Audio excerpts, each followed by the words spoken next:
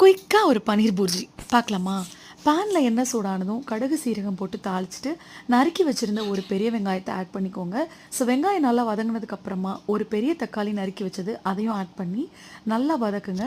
1/4 spoon மஞ்சள் தூள், 1/2 spoon garam masala, 1 spoon தனி மிளகாத்தூள் சேர்த்து நல்லா தக்காளி மேஷ் ஆகிற வரைக்கும் வதக்கணுங்க. நான் இன்றைக்கி ஒரு பேக்கெட் பன்னீர் எடுத்திருக்கேன். ஸோ பன்னீரை நல்லா மேஷ் பண்ணி ஆட் பண்ணிக்கோங்க.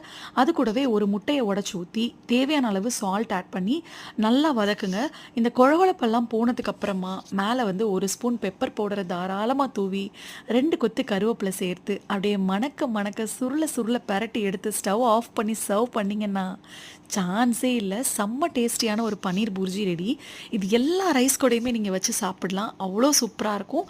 சப்பாத்திக்குள்ளே கூட இதெல்லாம் வச்சு ஸ்டஃப் பண்ணி ரோல் பண்ணி சாப்பிட்டிங்கன்னா அவ்வளோ சூப்பராக இருக்கும். ஸோ கண்டிப்பாக ட்ரை பண்ணி பாருங்கள், சட்டுன்னு பண்ணிடலாம். செஞ்சு பார்த்துட்டு எப்படி இருந்ததுன்னு மறக்காமல் கமெண்ட்டில் சொல்லுங்கள்.